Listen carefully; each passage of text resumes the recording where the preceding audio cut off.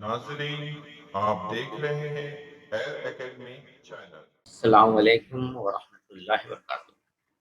Rabbi इश्रह ली सदरी व यस्सिर ली अमरी वाहलुल उक़दतम मिन लिसानी यफ़क़हू क़ौली। रब्बि ज़िदनी इल्मा। बिस्मिल्लाहिर रहमानिर रहीम। तलबा, आज रिच कोर्स का दूसरा दिन है। आज हम दूसरे दिन की मालूमात हासिल करेंगे। इसमें हम ज़िमनी सेट का मुताला करेंगे। इसमें दिए हुए सेट का ज़िमनी सेट का लिखने का तरीका हम देखेंगे कि किस तरीके से ज़िमनी सेट लिखे जाते हैं और हम कैसे समझेंगे कौन किसका ज़िमनी सेट है। इसके लिए कुछ अहम नुकात है जो हमें ज़हन में रखना है। मिसाल के तौर पे अगर ए और बी दो सेट हैं और सेट बी का हर रुक्न सेट ए में मौजूद है, तो सेट बी को सेट ए का ज़िमनी सेट कहेंगे। अगर आपको ये बात अभी भी नहीं समझ में आई, मैं आपको दूसरी मिसाल से ये बात समझाता हूँ। मिसाल लीजिए कि आपके घर में आपकी ये फैमिली है और यहाँ पे ये आपके वालिद, आपके वालिदा और ये 2 भाई और 2 बहन हैं। तो यहाँ पर हम इसे इस तरह से समझें, ये B1, B2, G1, G2 ये फादर हो गए और ये मदर। अब लड़के जो हैं उसमें B1 और B2 2 लड़के हैं और इसी तरह से जी का जो सेट है उसमें 2 लड़कियां हैं। अब आपको ये समझना है कि कौन किसका ज़िमनी सेट है। तो ज़िमनी सेट यहाँ पर आप जो इस घर के मेंबर हैं, फैमिली मेंबर हैं, दोनों भाई और ये फैमिली मेंबर यानी घर के ज़िमनी सेट हैं। इस घर को अगर हम एच से ज़ाहिर करें तो इसका मतलब ये हुआ बी ज़िमनी सेट है एच का, यानी आप अपने घर के ज़िमनी सेट हो, यानी अपने घर में पूरी तरह से शामिल हो। इसी तरह से लड़कियों के बारे में जिसका सेट का नाम है जी, तो ये जी भी एच का ज़िमनी सेट है, इस घर के ज़िमनी सेट हैं। तो इस तरीके से बात ये समझ में आ रही है कि जो भी ज़िमनी सेट होगा वो पूरी तरीके से उस मुकम्मल सेट में शामिल होगा, बड़े सेट में। अब इसको लिखने का तरीका यही है कि यहाँ पर ज़िमनी सेट को एक सी चिपटा सी और नीचे एक खत के ज़रिए इससे ज़ाहिर किया जाता है। तो बी ज़िमनी सेट है एच का। अब कुछ अददी मिसाल के ज़रिए समझ लेते हैं। यहाँ पर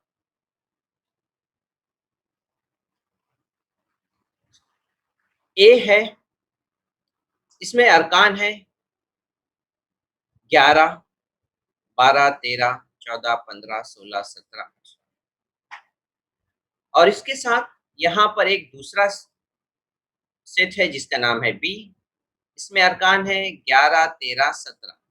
तो हम तलाश करेंगे क्या इसमें है, 11 भी है, 13 भी है, 17 भी है। तो इसका मतलब ये हुआ कि बी जो है ज़िमनी सेट है ए का।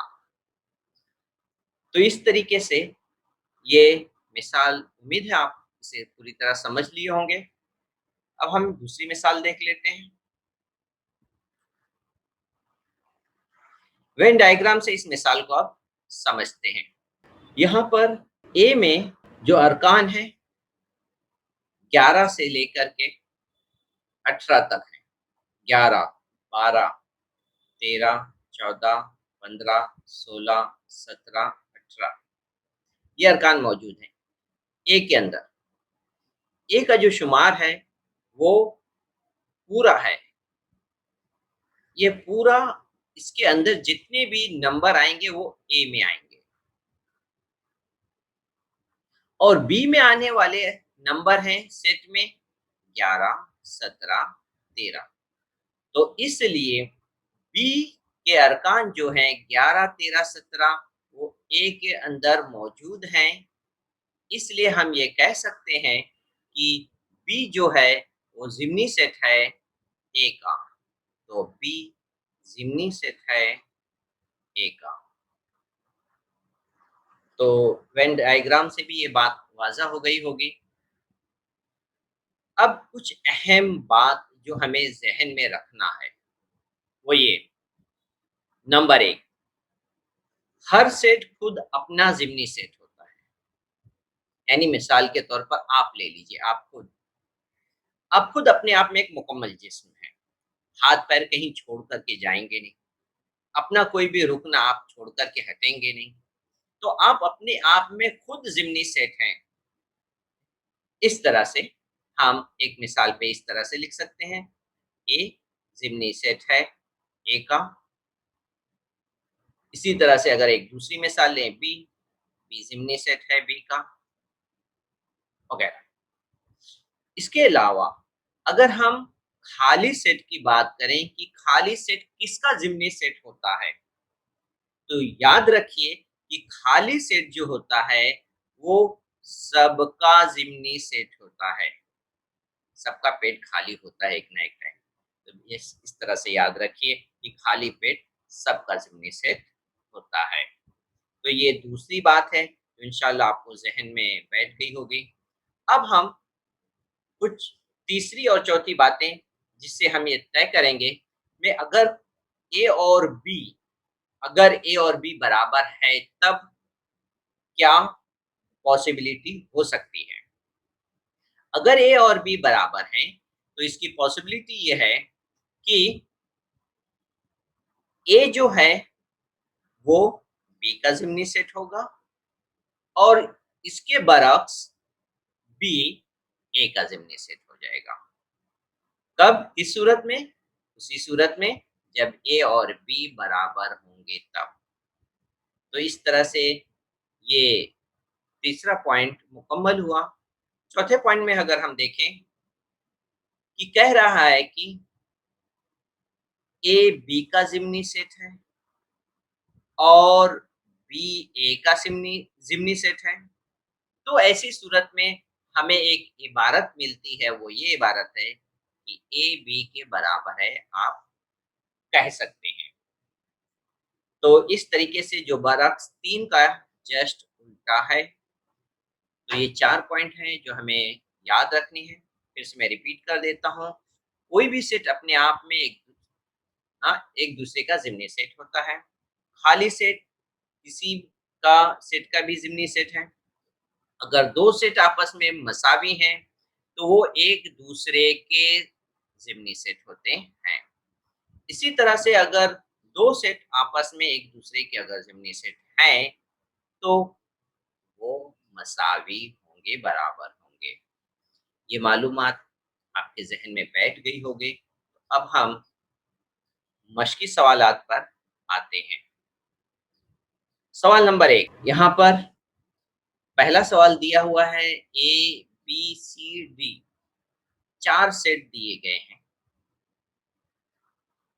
ए, बी, सी और डी। आपको बताना है कि यहाँ पर ये इबारत जो दी है वो सही है या गलत है, ये आपको बताना है। ये इबारत सही है या गलत है।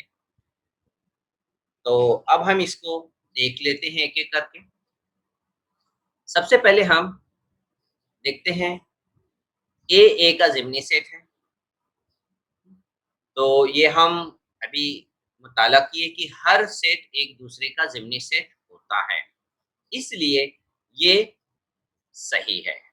अब बी ए का ज़िम्नी सेट है, तो हम यहाँ पर इन अरकान का मुशाहिदा करके हम देखेंगे कि ज़िम्नी सेट है कि नहीं। बी में अरकान है 4, 6, 8, तो ये बी का ए में 4, 6, 8 है कि नहीं? 4 है, 6 है, लेकिन 8 मौजूद नहीं है, ए में 8 मौजूद नहीं है, इसलिए ये इबारत गलत है। इसका मतलब बी ए का ज़िम्नी सेट नहीं है। अब हम आते हैं सी में। डी ए का ज़िम्नी सेट है कि नहीं? डी ए का ज़िम्नी सेट है कि नहीं? तो पहले डी में देखें कौन-कौन से अरकान मौजूद हैं। डी में हैं 2, 4, 6, तो ये ए के अंदर है कि नहीं? 2, 4, 6 चेक कर लें।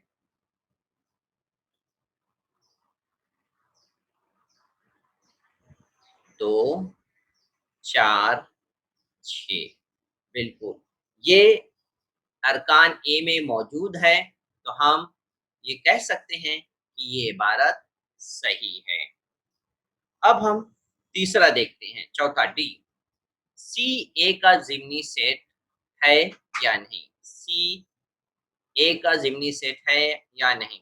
तो हम इससे पहले हम देखेंगे कि सी में कौन-कौन से अरकान हैं। सी में अरकान है 1 और 4। सी में अरकान है 1 और 4, तो हम चेक करते हैं। 1 और 4 मौजूद है। तो इसका मतलब ये हुआ कि सी ए का ज़िम्नी सेट है। ये इबारत सही है। तो ए, सी और डी ये इबारत सही है और इबारत बी जो गलत है। इसके बाद हम आते हैं अब दूसरे सवाल पर।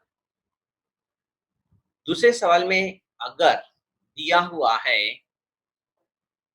सेट पी में 5 अरकान मौजूद हैं। ए, ई, आई, ओ, यू वोवेल्स हैं इंग्लिश। तो ज़ैल में से कौन-सा सेट पी का ज़िम्नी सेट है? तो ये 4 सवाल इसमें भी हैं, ये हमें चेक करना है उसी तरीके से। तो हम एक-एक करके देख लेते हैं।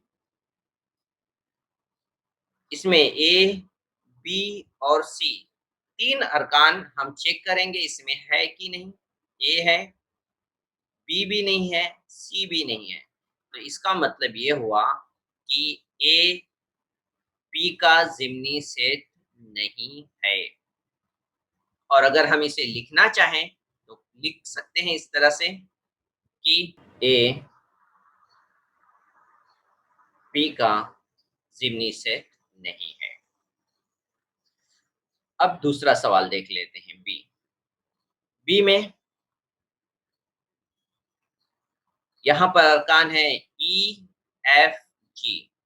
अब ई, एफ, जी हम इसके अंदर देखते हैं, है कि नहीं? तो ई तो हमें मिल गया, लेकिन एफ और जी नहीं मिला। तो एफ और जी नहीं है, एफ भी नहीं है और जी भी नहीं है। तो इसलिए सेट बी पी का ज़िम्नी सेट नहीं होगा। अब हम देखते हैं सी। सी के अंदर सेट जो दिया है वो खाली सेट है और हम इसे पहले ही मुताला कर चुके हैं कि कोई भी खाली सेट वो किसी का भी ज़िम्नी सेट होगा। तो हम ये लिख सकते हैं सी ज़िम्नी सेट है पी का और ये इबारत सही है। ये इबारत सही है। अब हम डी का मुताला करते हैं। डी में हम देखते हैं कौन किसका ज़िम्नी सेट है। डी के अंदर अरकान जो हैं वो हैं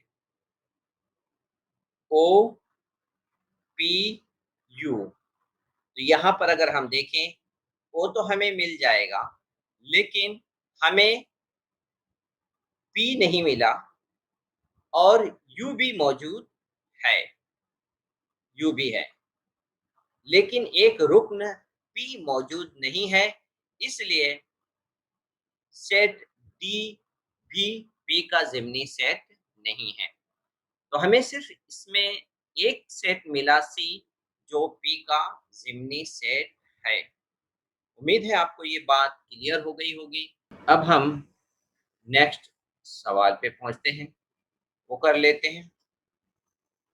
सवाल नंबर 2 यहाँ पर देखिए, अगर सेट ए में 2, 3, 5, 7, 11 रुकन मौजूद हैं, तो इसके कोई 4 ज़िम्नी सेट लिखना है आपको। कोई 4 ज़िम्नी सेट लिखना है। तो मैं आपको यहाँ पर लिख कर के बता रहा हूँ, बी 4 ये एक ज़िम्नी सेट हो गया। सी फिर 3 हम ले लेते हैं। डी 5 ई 7 इसी तरह से हम आखिरी नंबर 11 भी ले सकते हैं। ये तमाम ज़िम्नी सेट हो गए ए के। अब हम एक-एक नंबर लिए, अब हम 2-2 नंबर की भी मिसाल लिख सकते हैं। तो 2-2 नंबर की अब हम मिसाल लें, हैं? जी में हम ले लेते हैं आप 2 और 3, एच 3 और 5, इसी तरह से एक और मिसाल लेते हैं जिसमें 3 नंबर ले लेते हैं, आई 2, 3, 5, जे इसमें 3 से ज़्यादा अरकान ले लेते हैं, 3, 5, 11 ले लिए। तो वो तमाम अरकान जो आप इसमें लेंगे, वो तमाम ज़िम्नी सेट होंगे ए के। ये तमाम सेट जो हैं, ये ए के ज़िम्नी सेट कहलाएँगे। तो आपसे पूछे गए हैं सिर्फ़ 4, आप कोई भी इसमें से लिख सकते हैं। अब हम आते हैं दूसरे सवाल पे। ज़ैल की शक्ल की बिना पर कौन-सा सेट किसका ज़िम्नी सेट है? अब हमें यहाँ पर एक तो सेट बी दिखाई दे रहा है, जिसके अंदर यहाँ पे 3 अरकान मौजूद हैं, 10, 20, 30 और एक हमें सेट सी नज़र आ रहा है, जिसके अंदर सब समा जाते हैं। 10, 20, 30 भी आ जाता है और सी में 5, 15, 25 और 35 भी आ रहे हैं। 10 भी आ रहा है, 20 और 30 भी आ रहे हैं। तो हम इस तरह से ये कह सकते हैं कि डी ज़िम्नी सेट है सी का। अब हम इसके बाद दूसरा सवाल देखें। शक्ल के एतबार से है। यहाँ पर खत पर वाक़ तमाम नुकात का सेट, खत पर वाक़ तमाम नुकात का सेट, तो यहाँ पर ये जो खत है, अगर आप इस खत पर नुक्ता लगाएँ, तो वो नुक्ते को हम गिन नहीं सकते हैं। अगर उस नुक्ते का नाम दे दें, यहाँ पे तो चंद नुकात दिए हुए हैं, ए, बी, सी। लेकिन अगर हम इस खत पे नुकात लगाएँ, तो लामहदूद नुकात होंगे, तो उसके नाम भी लामहदूद हो गए। तो जितने भी नुकात होंगे, वो तमाम नुकात हुँ, एक्स में शुमार होंगे। ये पहली इबारत है। पहले आप समझिए कि पहली इबारत क्या कह रहा है।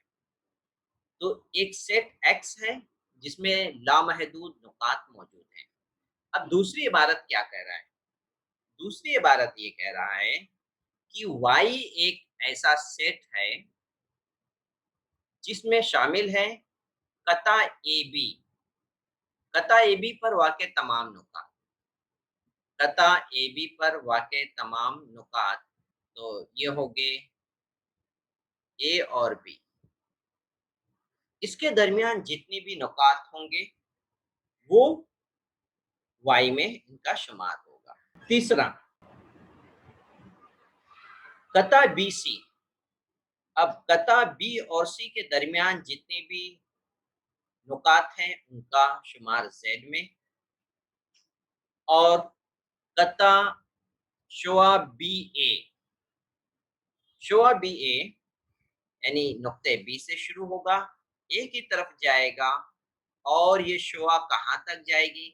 ये लामहदूद तक जाएगी। इसलिए यहाँ पर बी से लेकर के ए तक जितने भी इसमें नुकात होंगे उनका शुमार टी में होगा। ये इबारत है। अब लेकिन आपको करना क्या है? आपसे ये पूछा गया है कि अब इसमें से बताइए कौन किसका ज़िम्नी सेट है? कौन किसका ज़िम्नी सेट है? तो सबसे बड़ा जो सेट है वो हम देख चुके हैं, वो है एक्स। एक्स में तमाम नुकात आ जाते हैं, खत पर वाक़े तमाम नुकात। तो सबसे बड़ा सेट जो है वो एक्स है। तो अब ये देखना है कि एक्स में क्या ये तीनों उनका शुमार होता है या नहीं? एक-एक करके हम देखेंगे शक्ल से। वाई, ए भी खत के अंदर मौजूद है, इसलिए हम लिख सकते हैं कि वाई जो है ज़िम्नी सेट है एक्स का। इसी तरीके से कता बीसी, तो कता बीसी अगर हम लें, तो ये हो गया कता बीसी। ये कता बीसी खत एल के अंदर मौजूद है, खत एल में मौजूद है, इस खत का हिस्सा है, तो इसलिए हम लिख सकते हैं कि ज़ेड ज़िम्नी सेट है एक्स का। इसी तरीके से हम अब टी का देखें। टी जो है शुआ बी ए शुआ है, और ये खत का हिस्सा है, इसलिए हम ये भी लिखेंगे कि सेट टी एक्स का ज़िम्नी सेट है। तो पहले का क्या लिख सकते हैं? एक्स, एक्स का ज़िम्नी सेट है। हर सेट एक दूसरे का ज़िम्नी सेट होता है।